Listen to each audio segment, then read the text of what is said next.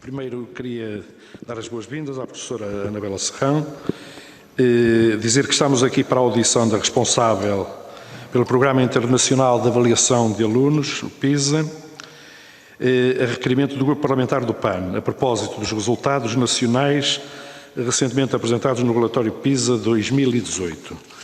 Eu vou dar só nota e relembrar como é que funciona a audição em termos de tempo, a chamada grelha de tempo, que a professora já conhece, mas eu anunciava e rememorizava. Abre a audição o Grupo Parlamentar requerente, através da senhora deputada Viviana Cunha, que tem 5 minutos para o fazer. A responsável pelo Programa Internacional de Avaliação dos Alunos, a doutora Anabela Serrão, tem 10 minutos penso que vai fazer uma apresentação também para nos dar nota da sua comunicação.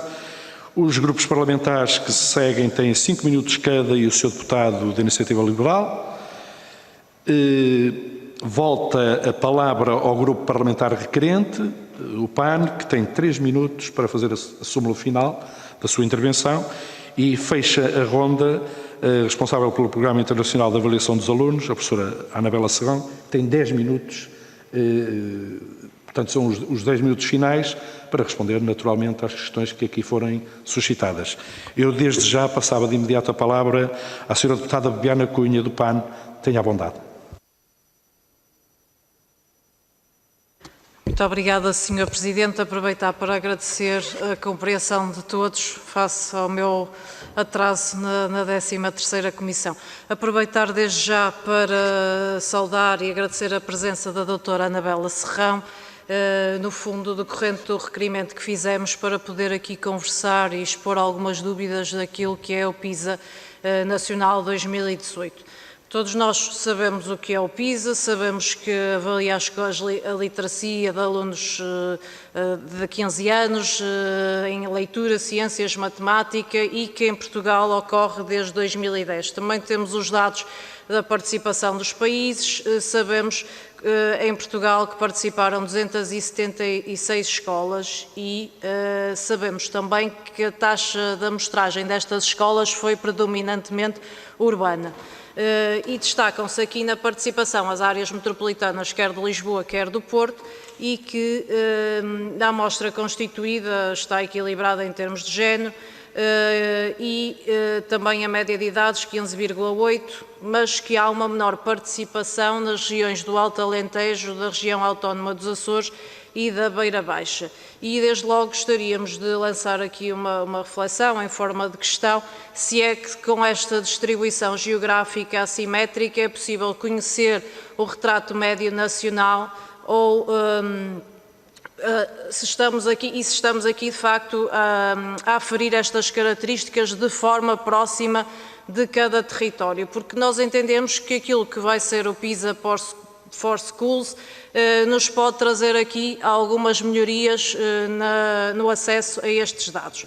Também dizer que a proporção de alunos a frequentar os cursos de formação, de educação vocacionais ou profissionais, sabemos que aumentou comparativamente aos ciclos anteriores em cerca de 16%, mas parece-nos que esta percentagem não é suficiente relativamente à representação daquilo que é a realidade do sistema educativo português. Se consultarmos os dados do Pordata, temos então 116.722 alunos em cursos profissionais, ou seja, 33%, 21.869 em cursos profissionais, 6%, e parece-nos que seria positivo haver aqui uma maior participação desta área profissionalizante do ensino português naquilo que é o PISA. E desde logo fazer a pergunta se podemos considerar que os valores obtidos nas literacias da leitura, ciências e matemática correspondem a uma leitura adequada daquilo que é o sistema educativo português, considerando as suas valências, as suas modalidades, se entendermos assim. E não podemos aqui deixar de lembrar a meta que o Governo anunciou de atingir os 50% dos alunos do ensino secundário a frequentar percursos profissionais. E neste sentido, de que maneira essa amostra se relaciona com essa realidade? Também sabemos que o PISA pretende avaliar, não é se os alunos acompanham os programas e metas curriculares de cada país, mas se são capazes de mobilizar os conhecimentos e competências adquiridas ao longo do percurso escolar, se são capazes de resolver situações do cotidiano, e isto para nós, obviamente para o PAN, isto é de enorme relevância, mas faria aqui um paralelismo questionando se o atual modelo estará então a contribuir para a aquisição destas competências que são tão fundamentais, tendo em conta, obviamente, a análise do PISA. No que respeita à literacia em leitura, Portugal teve uma pontuação média de 492 pontos, o que denota uma evolução positiva portuguesa em literacia de leitura desde 2000, e através dos dados obtidos nas diferentes subescalas que avaliam a leitura, vemos que Portugal obteve melhores desempenhos na subescala avaliar e refletir do que naquelas que se baseiam em processos cognitivos necessários à localização e à compreensão da informação. Por outro lado, o maior interesse pela leitura parece estar positivamente associado à resiliência académica, e aqui as raparigas demonstram mais interesse que os rapazes, mas em média este interesse baixou em 2018, acompanhando aquilo que são os resultados da OCDE. A pergunta que fazemos é se considera que este desinteresse pode espelhar de alguma forma a falta de políticas de promoção de leitura, ou então desadequação dos modelos educativos vigentes às necessidades atuais dos nossos estudantes. Sendo esta também uma tendência internacional, estará relacionada com modelos educativos vigentes ou resultará antes de padrões de desenvolvimento social e até tecnológico próprios da nossa sociedade atual? De que forma é que estes resultados e aquilo que se traduzem estão a ser integrados em políticas necessárias? Vou concluir, Sr. Presidente. Portanto, só mesmo para concluir, por outro lado, dizer que em 2000 e 2009 a avaliação da literacia de leitura foi desenvolvida em suporte de papel, sabemos que em 2018 foi desenvolvida em suporte digital, e esta alteração exige o domínio de algumas competências digitais. Nem todos os alunos têm igual acesso e prática com estas ferramentas e exigem processos cognitivos diferenciados, e por isso também sabemos que foi pedida alguma cautela na interpretação dos dados do PISA. Eu colocarei as outras questões em jeito de conclusão. Muito obrigada. Muito obrigado. O tempo é impiedoso, realmente passa mais rápido do que aquilo que nós julgámos ou pensamos ou queremos até. Mas agora tenho a palavra a professora Anabela Serrão para responder. Tem 10 minutos, pode usar a palavra da Sra. Professora. Muito obrigada, boa tarde a todos.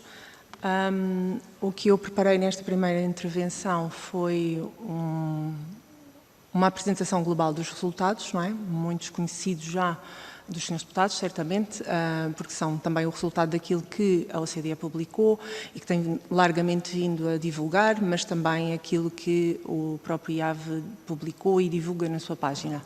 De facto, o PISA é um programa desenvolvido pela OCDE desde 2000 e avalia, de facto, a literacia de leitura, de matemática e de ciências aos alunos de 15 anos. É um estudo realmente baseado em idade, não baseado num determinado ano curricular, embora importe fazer referência que para Portugal, à semelhança do que acontece com outros países, os 15 anos de idade correspondem ao ano típico do 10º ano. E por isso, tipicamente, iríamos encontrar, se não tivéssemos nenhum aluno com um percurso marcado por alguma repetência, iríamos encontrá-los todos, ou quase todos, no 10º ano, sendo que é certo também que alguns alunos, ou alguma parte dos alunos do 9º ano, também estão nesse ano sem terem ainda tido nenhum momento de retenção no seu percurso escolar.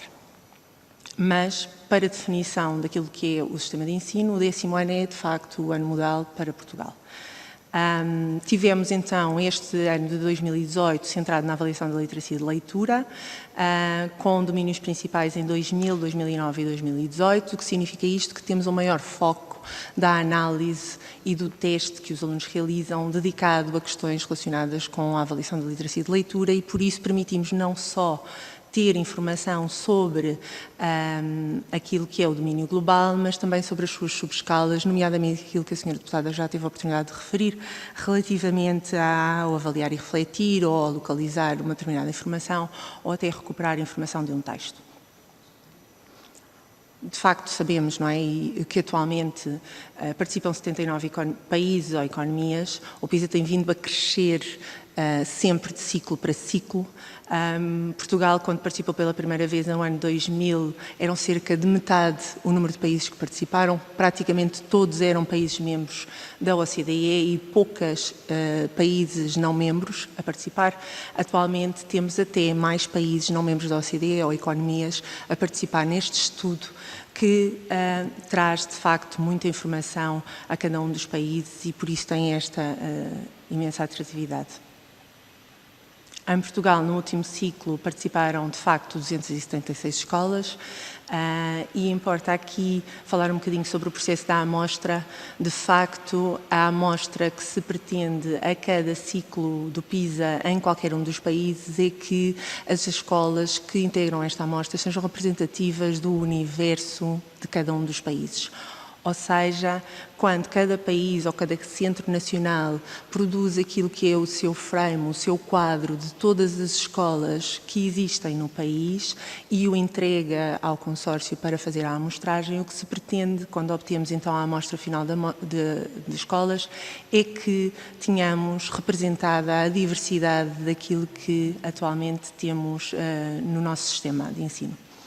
Portugal tem uma particularidade, que é o facto de ter as nossas escolas organizadas em agrupamentos de escola e, por isso, a unidade que nós usamos para a amostragem é o agrupamento de escola, sendo depois pedido a que a cada agrupamento de escola que integra, que forneça informação sobre os alunos que têm os 15 anos de idade e que estão a frequentar o 7º ano de escolaridade ou mais em todos os estabelecimentos de ensino que façam parte desse agrupamento. E isto tem de ser assim porque quando as escolas participam, que participam de uma forma voluntária, não é? Assim como os alunos, o convite é feito à direção do agrupamento e não diretamente a cada um destes estabelecimentos. E por isso é também para Portugal um desafio maior ainda e também para as escolas que participam esta organização diferente, não é? Implica que, por vezes, no caso de alguns agrupamentos que têm vários estabelecimentos para estes níveis de ensino, se organizem e que mobilizem alunos que estão muitas vezes até fisicamente em sítios diferentes para a realização de um teste que é de facto longo também, cerca de 2 horas de teste, mas que permite recolher imensa informação sobre qualquer um destes domínios avaliados. As tendências dos resultados para Portugal em qualquer uma das áreas apresentam, numa análise de longa duração, uma tendência positiva, e isso também que refere ao OCDE, não é? Daí a conclusão de Portugal integrar o conjunto de 7 países que, desde que o PISA existe, têm vindo a apresentar um perfil ou uma tendência de melhoria. Mas o mais importante ou o mais interessante que podemos retirar desta tendência é aquilo que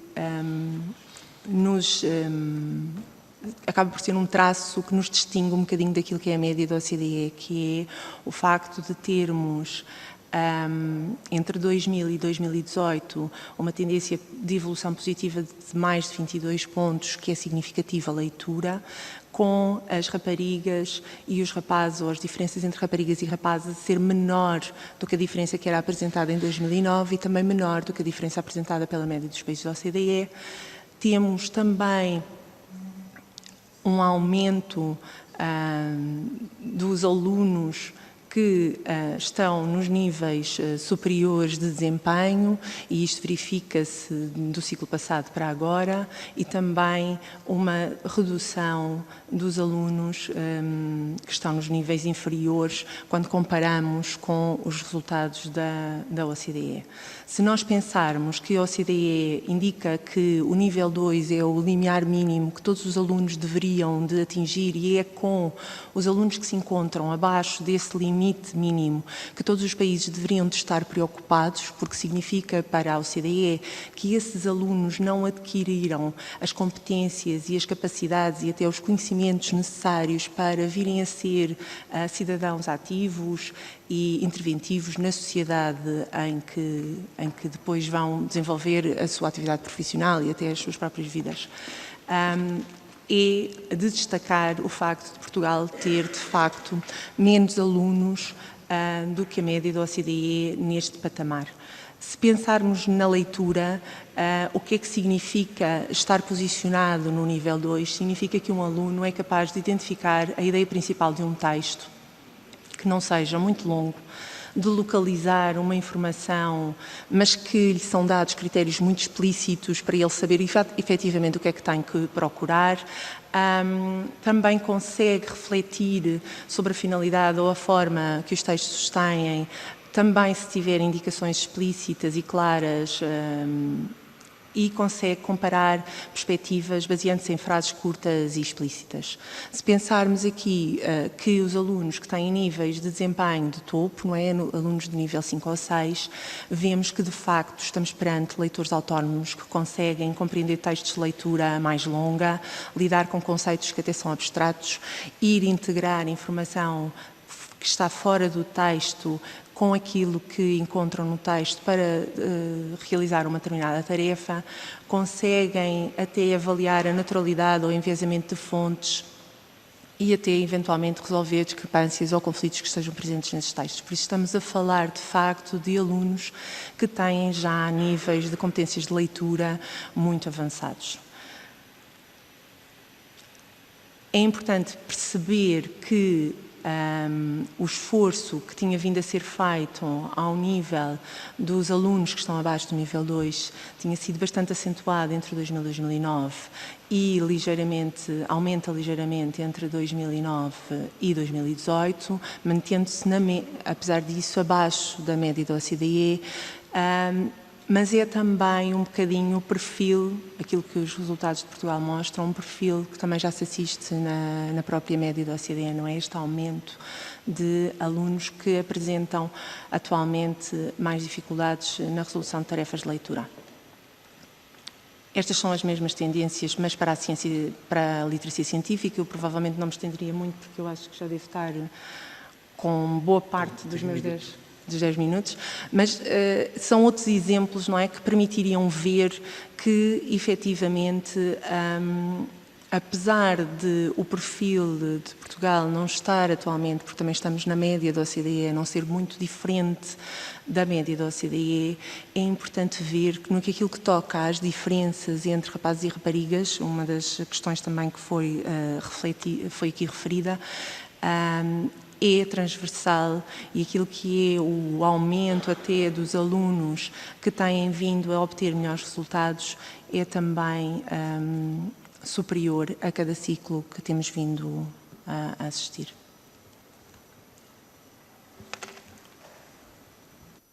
Muito obrigado, professora Anabela Serrão.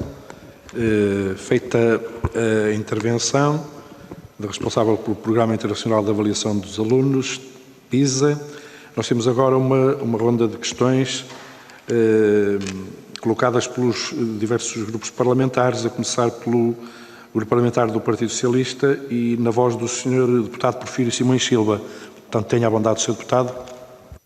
Muito obrigado, Sr. Presidente. Queria começar por cumprimentar a professora Anabela Serrão e agradecer-lhe as respostas que nos passa a dar. Bom, eu queria começar com uma sugestão. Penso que valia a pena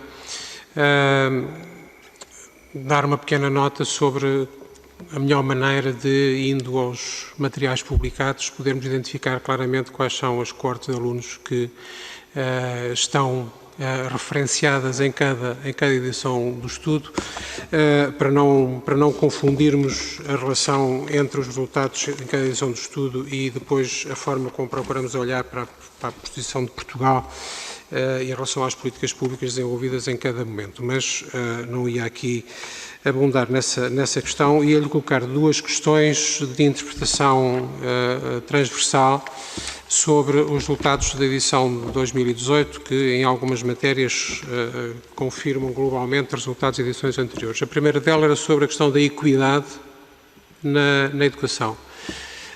Quando falamos em equidade na educação, não falamos, obviamente, em que todos os alunos tenham o mesmo padrão de resultados, mas em que os resultados dos alunos não sejam fundamentalmente influenciados pela sua origem ou pela sua condição socioeconómica, e essa é uma preocupação que nós temos para Portugal, mas que é uma preocupação presente na esmagadora maioria dos países que participam neste exercício, uma vez que, na maior parte dos casos, os sistemas educativos têm-se revelado pouco capazes de impedir a reprodução continuada das desigualdades de partida, sendo que isso é ainda mais relevante na medida em que, por um lado, dentro do percurso escolar, as desigualdades começam cedo e normalmente já não se consegue recuperar quando se começa mal, e depois as desigualdades vividas durante a experiência educativa transferem-se, a maior parte das vezes, para desigualdades na própria integração na vida ativa e adulta,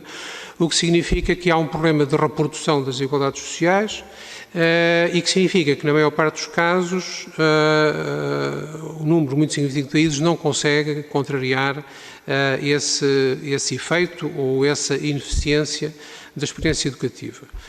Sendo que, apesar de tudo, não é uma fatalidade, uma vez que vemos que há países que conseguem melhorar, e há outros que não conseguem, pelo contrário, deixam piorar os indicadores de equidade na educação e, portanto, não é uma fatalidade, pode-se fazer alguma coisa por isso. Gostava que desse uma indicação sobre como é que Portugal fica neste retrato no que diz respeito à equidade na educação, uma vez que é uma matéria que nos preocupa fundamentalmente.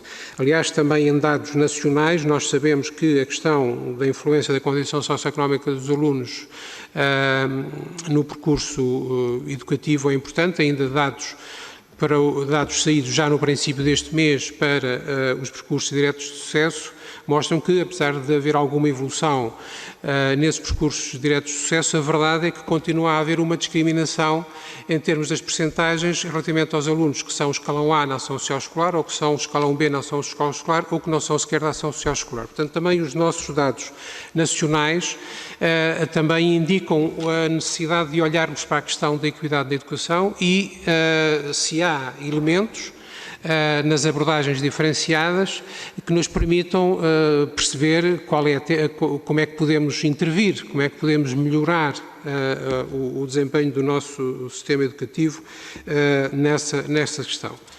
A segunda questão é uma questão sobre educação e cidadania. E aqui eu confesso que depois andei a tentar perceber exatamente nos relatórios onde é que essa questão tinha suporte e não consegui, mas vou-me só suportar numa afirmação que o Diretor para a Educação e Competência da OCDE fez. Nós estivemos há pouco tempo numa reunião da Rede Parlamentar Global na OCDE em Paris e uma das sessões foi sobre esta edição do PISA.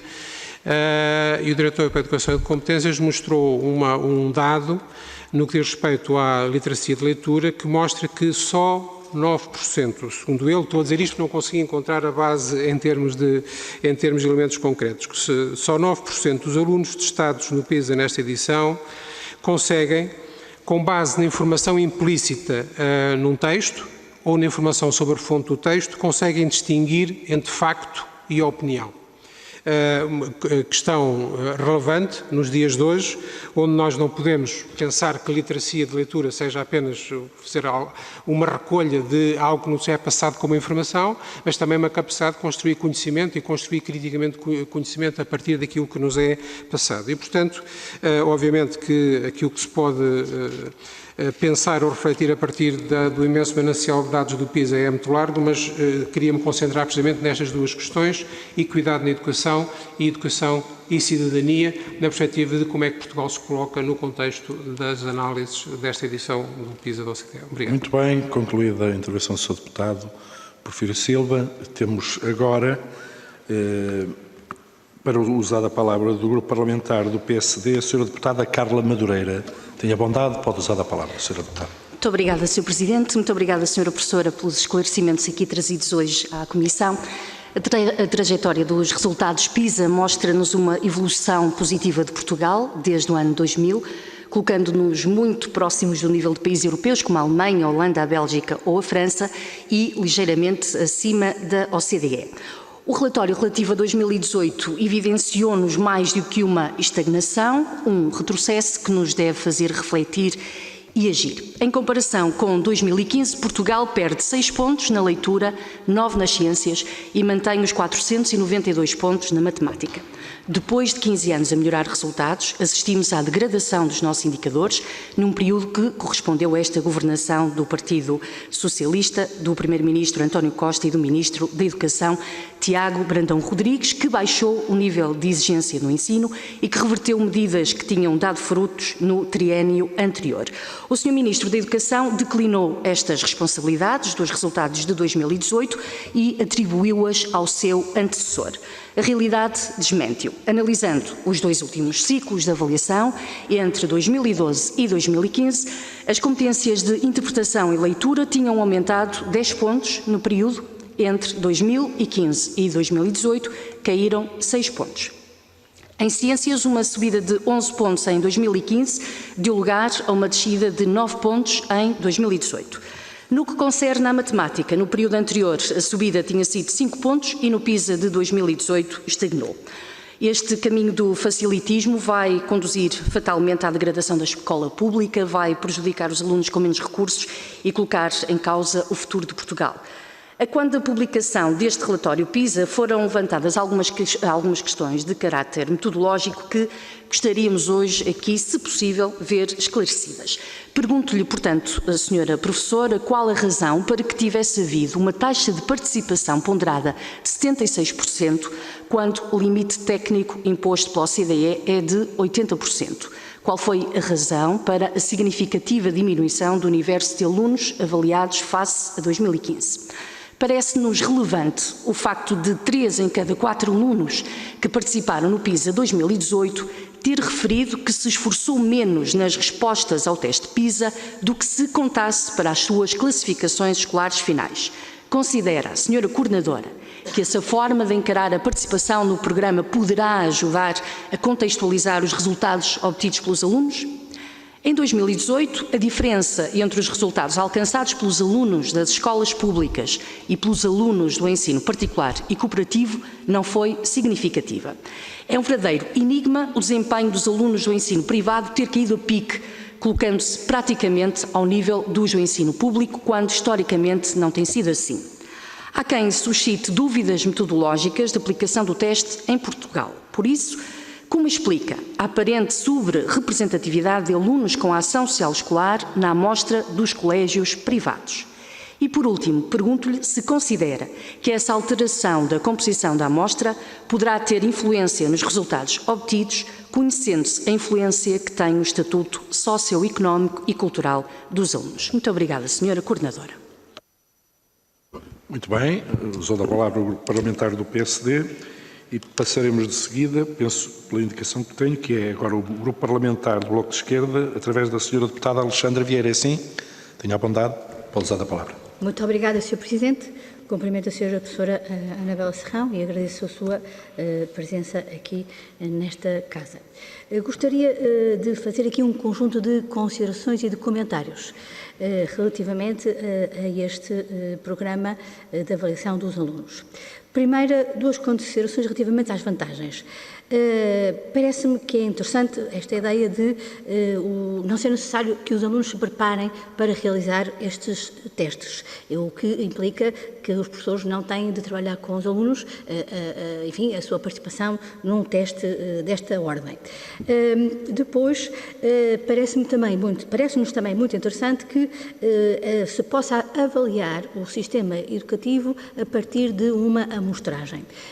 Sem dúvida, as ciências sociais utilizam essa metodologia, portanto, não é preciso inquirir todo o universo de alunos, nomeadamente através de exames nacionais, para podermos avaliar o sistema educativo, em concreto aquilo que os alunos aprendem e também aquilo que os alunos ensinam.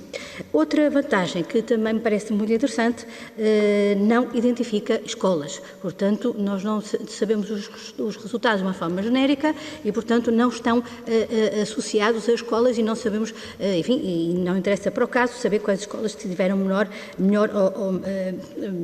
ou menor desempenho, sabemos apenas por regiões. E aqui destaco que algumas regiões do interior tiveram algumas dificuldades relativamente a outras regiões, nomeadamente as áreas metropolitanas. Agora, outro tipo de comentário que se me afigura fazer. Estes testes têm uma orientação, que é a orientação meritocrática, não é? É o desempenho numa determinada prova e tentar perceber qual é o nível de desempenho de cada aluno no quadro de uma meritocracia, numa escala de 1 a 5. Tem, no nosso entender, um pendor positivista e muito académico. Escolher 3 áreas apenas, a literacia, as ciências e a matemática, deixa de fora outras literacias, por assim dizer, que também permitiriam tirar ou obter outros retratos do sistema educativo. Em terceiro lugar, gostaria de assinalar este facto que me parece interessante, ao contrário da senhora deputada do PSD, as escolas privadas têm tido resultados semelhantes aos da escola pública, o que permite, então, destacar o trabalho que tem sido feito na escola pública, nomeadamente no que diz respeito àquele grupo de alunos que no relatório se chama alunos resilientes. Este grupo de alunos são os alunos provenientes de meios socioeconómicos e culturais não muito favoráveis e que ainda assim conseguem contrariar esta desvantagem e ter resultados superiores àquilo que seria expectável. Não obstante, verifica-se que os alunos, tendencialmente de meios socioeconómicos e culturais menos favorecidos, têm mais dificuldades na realização destes testes. Portanto, a ideia da reprodução social, para a qual a Sociologia da Educação há muito tempo chama a atenção, nomeadamente através da prova da matemática, ganha aqui uma evidência que é difícil de negar. Em terceiro lugar, ou quarto lugar, gostaria também de assinalar a diferença entre rapazes e raparigas. Portanto, as raparigas têm melhores resultados na literacia, na leitura, e os rapazes melhores resultados na matemática, e há aqui uma questão de educação para o género que serve ao decisor político como matéria para reflexão e de forma de contrariar. Por outro lado, também podemos inferir que a própria gestão da escola, a gestão, neste caso, unipessoal, pode, não é? E pergunto eu, fazer com que alguns diretores escolham um determinado tipo de alunos em detrimento de outros e se isso influencia ou não depois os próprios resultados. Por último, gostaria de chamar a atenção do seguinte: este teste foi realizado em 2018, depois do período de 9 anos de congelamento dos ordenados professores, com uma classe docente envelhecida, exaurida, desgastada, ainda com turmas com muitos alunos, e se esse facto permite a quem fez este relatório... E pedir para concluir, Sra. Deputada. Muito obrigada. Eu concluo já, em dois segundos, se permite então concluir que há aqui também um papel dos professores na melhoria dos resultados, tendo em conta que, efetivamente, em termos de condições, as escolas neste momento têm computadores e redes obsoletos e que isso também pode ter dificultado a própria realização das provas. Muito obrigado, Sra. Deputada. Passamos na sequência da audição e da ordem de intervenção dos grupos parlamentares. Agora a palavra ao Grupo Parlamentar do Partido Comunista Português e à Sra. Deputada Ana Mesquita, a quem eu dou a palavra. Tenha a bondade. Muito obrigada, Sr. Presidente, e começo por cumprimentar a Sra. Representante do IAV aqui presente, a Dra. Anabela Serrão. Diz, aliás, o IAV que o PISA, desenvolvido pela OCDE, visa avaliar se os alunos de 15 anos estão preparados para enfrentarem os desafios da vida cotidiana e que este programa foi concebido para avaliar se os alunos conseguem mobilizar as suas competências de leitura, de matemática ou de ciências na resolução de situações relacionadas com o dia-a-dia e não se são capazes de reproduzir os conhecimentos adquiridos nessas áreas. Também é avaliada a resolução colaborativa de problemas e a literacia financeira. Isto é um excerto que se encontra na página web do IAV. Diz também o IAV que, apesar de não permitirem identificar os efeitos da política educativa de cada país, os resultados do PISA possibilitam que os decisores revejam as suas políticas e estabeleçam metas baseadas em padrões de desempenho definidos internacionalmente. Ou seja, afirma-se que o PISA não dá para identificar efeitos da política, mas sugere-se que, em função dos seus resultados, a política seja revista. E isto é, no mínimo, um pouco contraditório. E permite, quanto a nós, exercícios como exatamente aquele que ocorreu hoje aqui por parte do PSD, mesmo quando a própria OCDE diz que o PISA não mede causa e efeito, vêm depois alguns dizer que até uma política de verdadeira destruição da escola pública, como a que foi protagonizada pelo governo PSD-CDS, é que foi a grande responsável pela subida na tabela classificativa. E, portanto, nós não conseguimos acompanhar este tipo e esta lógica de raciocínio e estas extrapolações. Até porque há aqui uma questão fundamental. Parece-nos evidente que, uma expressão também que é usada, que é o exercício pleno da cidadania nas sociedades contemporâneas e que os desafios, os tais desafios da vida cotidiana, muito ultrapassam aquilo que é a mobilização de competências de leitura, de ciências, de matemática, de trabalho em grupo e seja lá o que for. E que também aquilo que é um processo de avaliação normalizada por via de provas, que é utilizado neste contexto, é amplamente questionável. Existem muitas reservas em vários países, por vários investigadores, em relação à sua validade, à sua adequação, à sua fiabilidade. Isto, portanto, para nós deixa-nos também algumas reservas. Num contexto em que, por exemplo, o PISA até terá contribuído para o aumento da implementação da metodologia de exame, a par de um enorme decréscimo da avaliação apoiada em indicadores qualitativos em vários países onde é realizado. E, aliás, e relembramos isto, foi um dos argumentos utilizados para o lançamento do programa Race to the Top, nos Estados Unidos, que implementou provas de avaliação para alunos, professores, administrações escolares e elaborou rankings. E o PCP tem questões de fundo quanto a metodologias alicerçadas meramente em exames e em rankings, porque a realidade é profunda e muito mais complexa. Além disso, parece-nos que o PISA não tem em consideração outras vertentes que não são facilmente mensuráveis ou são mesmo incomensuráveis.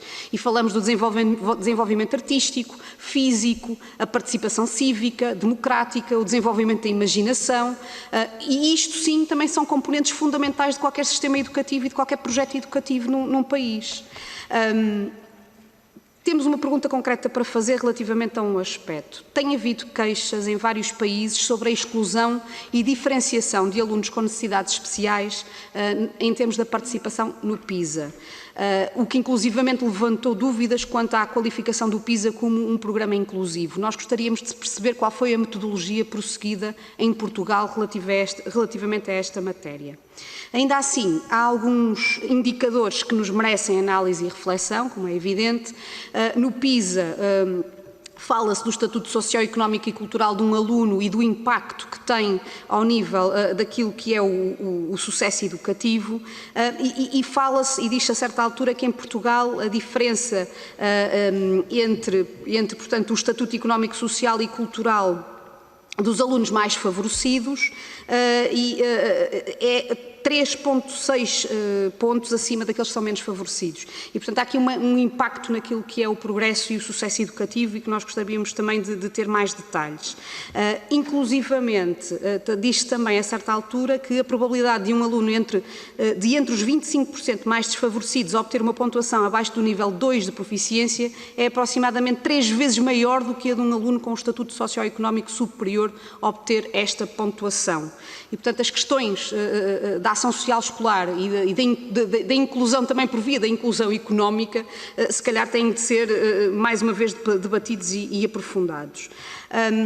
Uma última, e para terminar, Sr. Presidente, que já estou no fim do tempo, uma última questão que nos deixou alguma preocupação também tem a ver com um indicador que sugere a perda de interesse pela leitura. É uma situação que de facto nos preocupa e bastante e que convoca à tomada de medidas, queremos nós, ou não, e isso é uma reflexão que nós gostaríamos de perceber, se o PISA recomenda ou não recomenda, ou o que é que afinal aqui sugere ou não sugere relativamente a estes indicadores mais críticos que aponta no seu próprio relatório. Muito obrigada. Concluiu a Sra. Deputada. Muito obrigado. E vamos agora para, penso eu, que o fecho desta ronda, usar da palavra ou passar a palavra ao Sr. Deputado, representante da Iniciativa Liberal, o Sr. Deputado João Cotrim Figueiredo, a quem eu passo desde já a palavra. Tenha a bondade. Muito obrigado, Sr. Presidente. Queria saudar a professora Anabela Serrão e todos os deputados aqui presentes.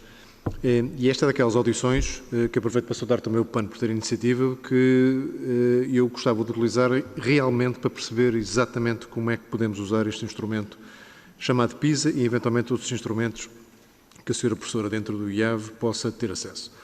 E, portanto, se eu tivesse que resumir esta intervenção numa pergunta é como é que recomenda que se utilize este tipo de estudos, em concreto o PISA?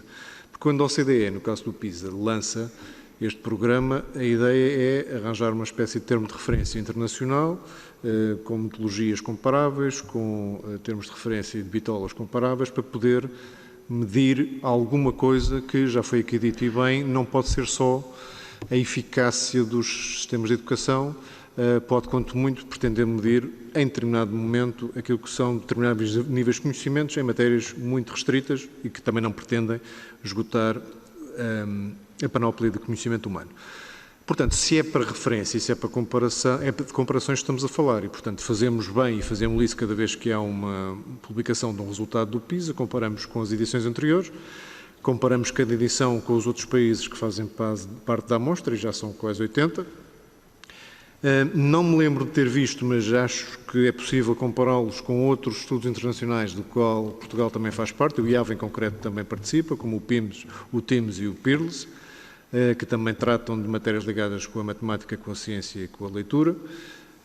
E, portanto, podemos ter uma noção de como é que estamos em cada momento e se há aqui alguma tendência. Mas diz-nos relativamente pouco, especialmente se tivermos dúvidas metodológicas como este ano, para mim, pela primeira vez, com grande acuidade, se colocaram. E temas que já foram aqui falados e que eu resumo. Porquê é que há uma taxa de resposta pela primeira vez inferior aos 80% mínimos e como é que foi feita a extrapolação para que depois os resultados estivessem validade? Porque é que houve, obviamente, uma alteração da amostragem, não só no ensino privado, mas provavelmente da globalidade da amostra. Porque é que foi feita? E se isso não torna difícil comparações com anos anteriores e até conclusões relativamente à própria edição.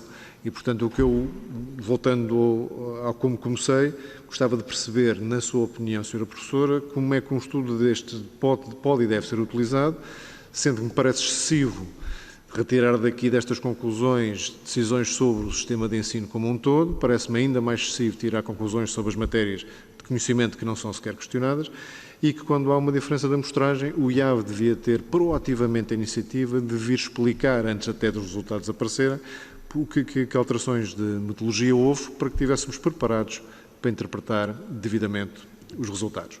Muito obrigado. Muito obrigado, Sr. Deputado João Cotrim Figueiredo. Passávamos agora, na sequência do planeado na grelha, ao uso da palavra do partido requerente desta audição, o PAN, através da Sra. Deputada Bibiana Cunha. Tenha a vontade. Obrigada, Sr. Presidente. Dizer e agradecer à Sra. Professora Anabela Serrão também a exposição de resultados que nos fez, e eu gostaria de voltar a focar algumas das questões que para nós são fundamentais, que nos possa dar alguma indicação e, portanto, peço desde já desculpa se me vou repetir de alguma forma daquilo que foi a minha primeira intervenção.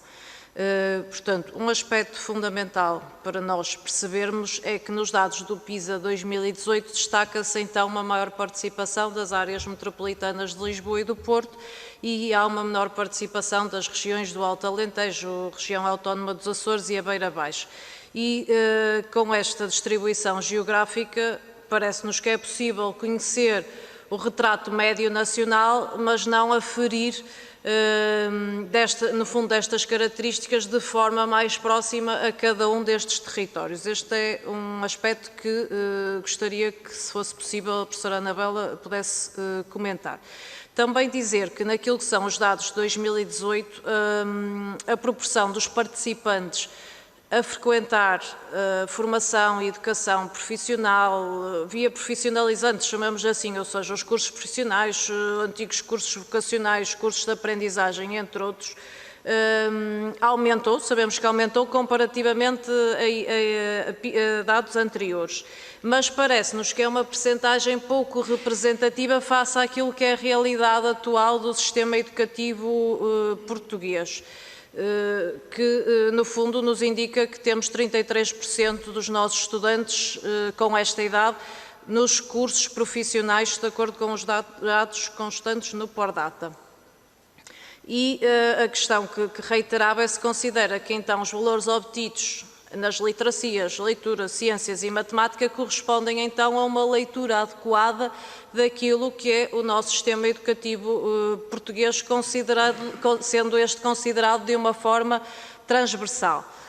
Também um aspecto que o PISA preconiza e que para nós é de facto fundamental é que ele pretende avaliar se os nossos estudantes são capazes de mobilizar os seus conhecimentos e as suas competências adquiridas ao longo daquele que foi o seu percurso escolar até então, até na resolução, a aplicabilidade destas competências, até na resolução de problemas que lhes surjam no cotidiano. E se daquilo que são os resultados se consegue inferir que, ou não, se o modelo escolar ou as respostas que temos estão de facto a contribuir para a aquisição e para o desenvolvimento destas competências. Também ainda um aspecto que gostaria de lhe pedir para comentar, referente às duas literacias que há pouco não tive tempo para falar, porque acabei por discorrer bastante sobre a literacia referente à leitura, gostaria de lhe colocar relativamente à literacia das ciências. Verifica-se aqui que os rapazes alcançaram melhores desempenhos do que as raparigas, embora até não seja propriamente significativo, mas tem sido uma tendência comum àquilo que são os resultados nacionais também em ciclos anteriores, mas não é uma tendência comum aos resultados da OCDE, que mostram diferenças menos acentuadas do que as verificadas em Portugal. Pedia-lhe para concluir, Sra. Deputada. Vou concluir, Sr. Presidente, e, portanto, aqui o aspecto que gostaria que comentasse é, portanto, nas literacia das ciências, 2 rapazes pensa vir a desenvolver uma profissão na área das ciências e engenharias, enquanto apenas uma rapariga em 7 pensa vir a fazê-lo. E o outro dado é da literacia em matemática, que os dados dizem-nos que 20% dos alunos portugueses não ultrapassou o nível 1 de proficiência em matemática e gostaria de saber se de alguma maneira poderia comentar estes dados. Muito bem, Sra. Deputada, teve um bónus realmente para colocar as questões todas e agora eu passava para as questões colocadas, para as considerações dos seus deputados. Eu passava a palavra para concluir esta audição à professora Anabela Serrão, que desde já tem a palavra 10 minutos. Muito obrigada. Eu vou tentar, se calhar, se foram muitas questões, as questões colocadas, peço desculpa se por acaso alguma me tiver escapado quando estive a tomar notas. Eu começaria, se calhar, porque acho que é transversal, é uma pergunta que foi colocada por vários dos senhores deputados e por isso, se calhar, poderia começar já por ela. Importa, de facto, não é, pensarmos no PISA como um instrumento, é assim que a OCDE diz, não é, que tem como vista primordial a cada ciclo, é até por isso que o PISA surge, para dar resposta, segundo a OCDE, a uma necessidade que havia de ter um instrumento que produzisse de forma regular e comparativa resultados naquelas que foram as áreas que a OCDE elegeu como centrais, a matemática, as ciências, a leitura,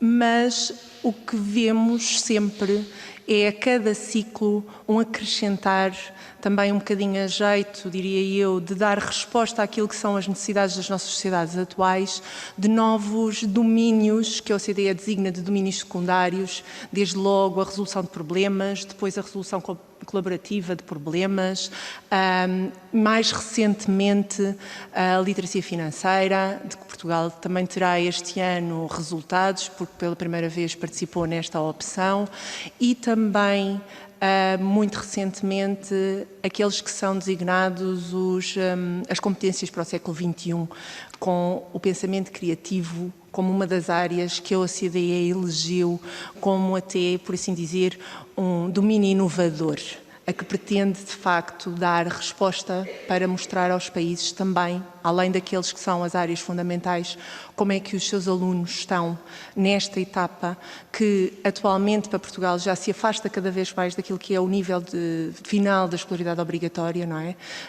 Pensemos que, quando em 2000 a OCDE define os 15 anos o principal, como a idade dos alunos para serem avaliados segundo este novo programa, o principal argumento que era construído à volta desta definição etária era a maior parte dos alunos dos Estados-membros estavam a concluir a escolaridade obrigatória e por isso estavam neste ponto de transição de terem frequentado todo um percurso escolar que lhes forneceu, como é óbvio, competências que vêm também sendo cada vez mais desenvolvidas e solidificadas através dos conhecimentos de conteúdos. Não existe na perspectiva da OCDE, e eu acho que não pode existir na perspectiva de ninguém, o desenvolvimento de competências sem haver o conhecimento implícito de cada um dos domínios, neste caso mais curriculares, que são fornecidos na escola. A par desta evolução natural do PISA de agregar novos domínios que trazem mais informação e enriquecem aquilo que é o central, a tal capacidade de a cada 3 anos fornecer dados comparativos que permitam não só o país fazer uma análise de continuidade com ciclos anteriores, mas também com outros países, ver quais é que se aproximam, de quais é que se afastam, que características é que esses países também têm em termos dos seus sistemas de ensino e que resultados é que obtêm e que características é que têm os seus alunos. Importa referir que o PISA, baseado nestes testes de avaliação de literacia, tem muito mais ou fornece muito mais informação do que só um resultado obtido num determinado teste.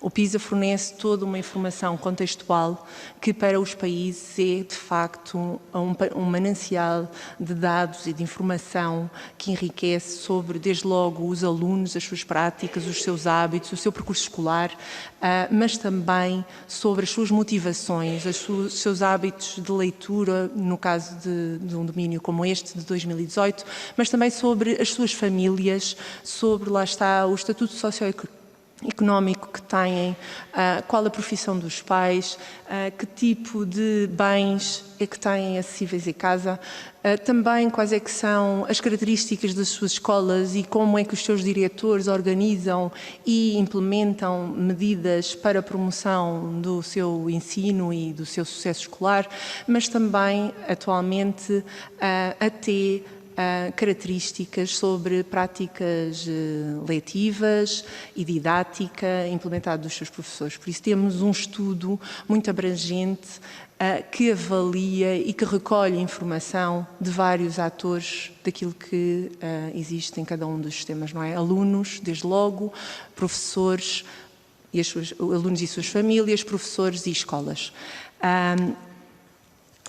E, a par de toda esta informação, o que a OCDE faz, e basta fazermos uma análise um bocadinho mais cuidada sobre os relatórios internacionais e conseguimos observar isso, faz um conjunto de recomendações aos países sobre quais é que são determinados grupos de alunos a que os países devem estar atentos, quais é que são boas práticas que existem noutros países que evidenciaram melhores resultados e, de facto, não é só o IAV que o diz, é de facto a própria OCDE que diz que o PISA deve ser entendido como esse instrumento que permite que os países façam, com base nesse retrato que têm acessível a cada 3 anos, uma avaliação até e uma análise das suas próprias políticas e das suas próprias características dos seus sistemas, por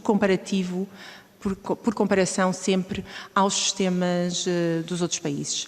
O PISA, de facto, não mede causa e efeito.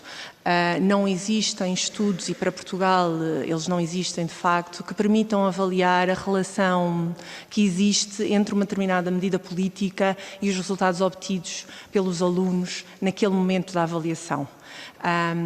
Existem alguns exemplos de alguns países que fazem para aquela coorte de alunos que é testada naquele ciclo de ensino, estudos mais aprofundados para perceber e para poderem eles avaliar determinado tipo de políticas. Não existe ainda em Portugal esse tipo de estudos. E por isso, desde logo, o que eu sugeriria quando me perguntam como é que recomenda que se utilize este tipo de estudo para obter dados e informação útil, é que é um desafio que frequentemente lançamos até à própria comunidade científica, que os dados do PISA, que são livres, acessíveis de forma gratuita, sejam usados grandemente pela comunidade científica para que possa fazer análises mais aprofundadas, análises secundárias, mais particulares, tendo sempre presente que o PISA é como, por vezes eu costumo até dizer, em algumas reuniões que tenho com algumas escolas, é muito bom enquanto instrumento para avaliar um país. É para isso que ele é definido, é para isso que é construída a amostra, para avaliar o país e as principais características desse país e os resultados dos alunos do país, mas não é o instrumento indicado para fazer avaliações individuais de alunos, avaliações individuais de grupos que sejam muito restritos e muito pequenos. O que também aqui foi referido e que eu acho que dá um claro sinal até do que é que pode acontecer quando fazemos realmente algumas leituras menos cuidadas de alguns resultados que desagregam mais esta informação que o PISA fornece, é, por exemplo, esta análise por região.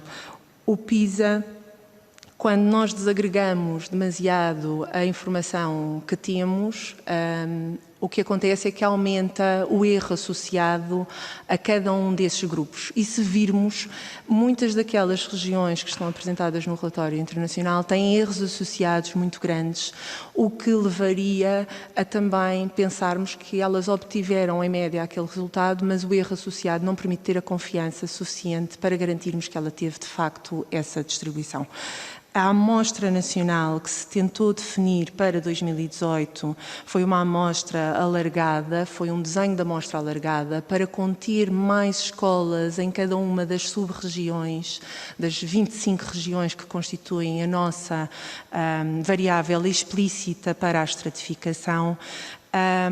Por motivos que eu não consigo justificar, porque não estava nesse momento e não fiz parte da equipa que fez a implementação desse trabalho em 2018, não foi possível obter todos os alunos que deveríamos ter obtido e daí termos tido esta taxa de participação muito elevada. O que sei é que os resultados obtidos e divulgados agora no final do ano passado, relativamente a 2018, foram devidamente verificados, analisados e validados pela OCDE. Se nós pensarmos em análises de grupos grandes, o país, diferenças entre raparigas e rapazes, diferentes entre cursos de um curso de ensino regular ou profissional, em que o erro associado, e é sempre importante do ponto de vista metodológico ter esta noção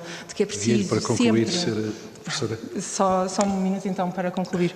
Já É ultrapassamos o sempre importante ter sempre presente este indicador para não corrermos o risco de fazermos interpretações que possam não ser as mais adequadas. Eu gostaria só de reforçar que eu pedia mesmo a permissão só para falar sobre a questão da Mesmo amostra. para concluir, então, que já passamos o tempo. Porque gostaria só de... porque eu acho que há uma certa dúvida em relação a como é que se faz o desenho e a seleção da amostra num caso de um estudo internacional como estes e que funciona quer para o PISA como para qualquer um dos outros estudos em que o IAV faz atualmente a coordenação.